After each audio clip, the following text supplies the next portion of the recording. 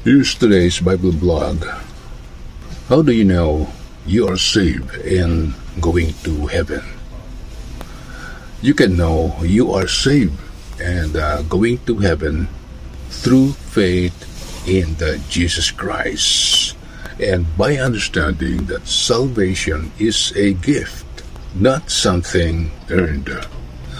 The Bible teaches that salvation is a personal experience where you turn from your sin, trust in Jesus for forgiveness, and are declared not guilty in God's court.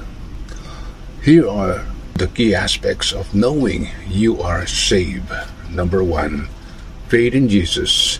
You must believe in Jesus as your Lord and Savior, confessing it with your mouth and believing it in your heart. Number two, grace. Salvation is a gift, not something earned through good works or personal merit. Number three, repentance. You must turn away from your sinful ways and turn toward God. Number four, surrender.